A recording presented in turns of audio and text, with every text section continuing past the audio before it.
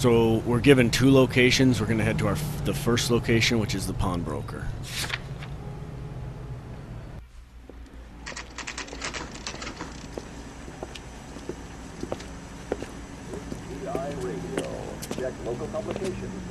So we arrive at the pawnbroker, and we're going to just make sure to investigate the two rings, make sure to turn it. What's this mark here? Maker's mark. Get in there. Usually traceable. That one came from Hartfield's Jewelry down on Broadway. Thanks for the tip. So after looking at the two rings up close, we're heading to the rail yard.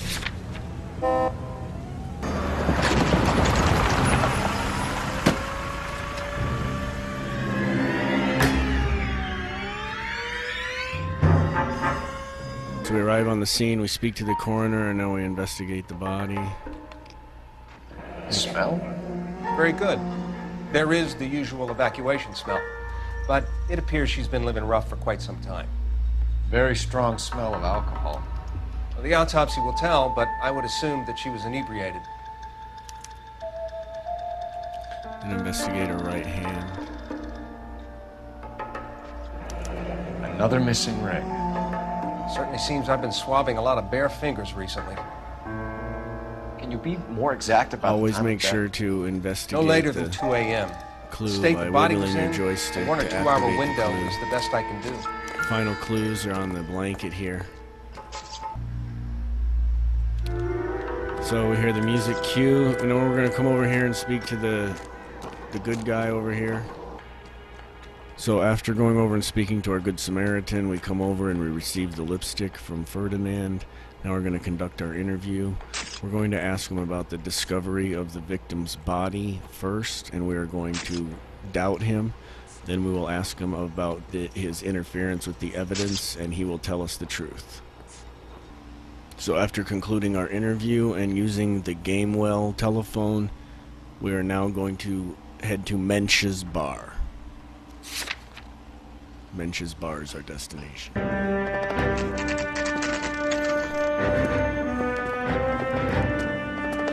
So we arrive at the bar and we sit and speak to the only person in the bar, Grosvenor McCaffrey, and we have two questions for him. We are going to doubt both of his answers. Doubt. So we conclude our interview with McCaffrey, and we are now heading to Levine's Liquor Store.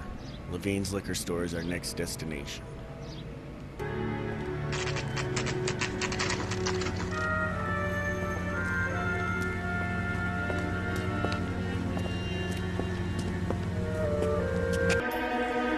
So we arrive on the scene. First clue's going to be on the left.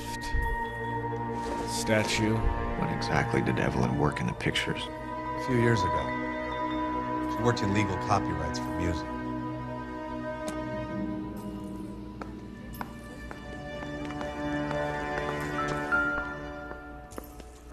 Next, we're going to investigate the book. Evelyn was reading Aristotle? Evelyn wasn't stupid. The only stupid thing about her was her need to drink.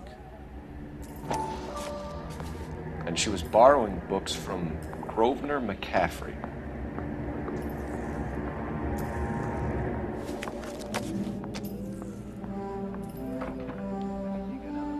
Finally, we want to look at the picture.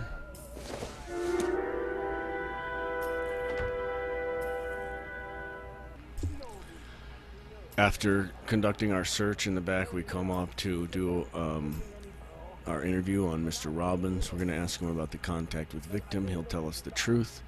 Ask him about the relationship. He'll tell us the truth. We'll ask him about his knowledge of McCaffrey, and we will doubt him. So that's truth, truth, doubt. After concluding our interview with Mr. Robbins, we're going to want to head back to Mensch's Bar.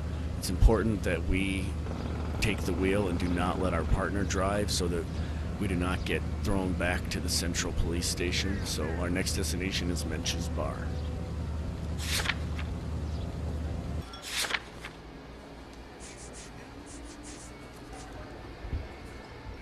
After we return to the bar, we have one more question for McCaffrey about his relationship with the victim. He's going to lie, and we will present the book as evidence. So after getting our new clue at Mensch's bar from McCaffrey, we're now headed to the Central Police Station.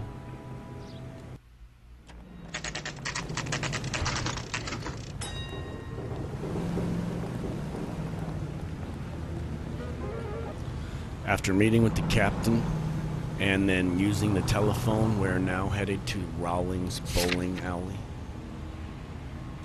After arriving at the bowling alley and chasing down Tiernan, we're now headed to McCaffrey's apartment.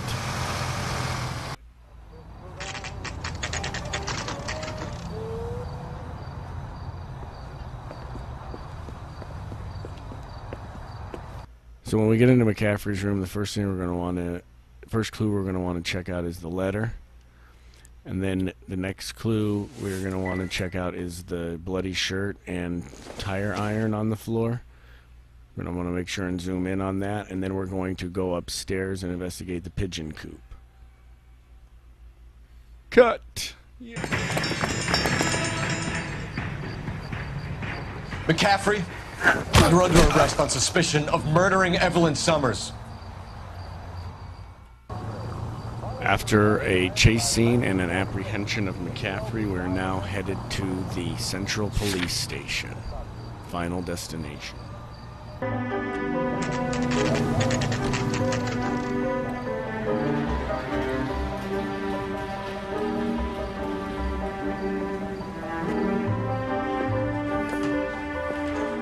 So we arrive at the police station. We're going to conduct our interview on James Tiernan first. We're going to ask him about the relationship with the victim. He will lie. We're going to ask him about the book, and we will doubt him. We'll ask him about the alibi, and he will lie. And we'll ask him about his access to the weapon, and we will doubt him.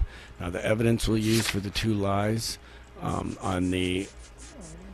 is victim last seen. You should let me go now. We'll present this I've done evidence nothing wrong. On the relationship with victim lie. And we are going to present the liquor purchase as evidence for the alibi lie. So again, it's the liquor purchase and the victim last seen. We'll use the liquor purchase for the alibi for James Tiernan lie. And we will use the victim last seen for the relationship with victim lie. Now, we do not want to charge him. We want to leave the interrogation. Now we come to interview room 2, and we're going to interview McCaffrey. He's going to lie to us on both of the questions about the alibi and the access. So the evidence we're going to present on the alibi question is the torn letter. And the evidence we are going to present on the access to the tire iron question, we are going to present Tiernan's accusation. So again, torn letter for the alibi. Haven't for you got McCaffrey, parking tickets to and hand Tiernan's accusation for access to tire iron. Both lies. So after concluding our interview with McCaffrey, we're now back to interview Tiernan for a second time. And you want to make sure and use the telephone either before or after this interview. And then we're going to ask Tiernan about the events prior to the murder. He's going to lie to us. We're going to present McCaffrey's accusation. And standing around saying nothing, is this some kind of mental torture? So we're going to, events prior to murder, he's going to lie, and we will present McCaffrey's accusation as evidence.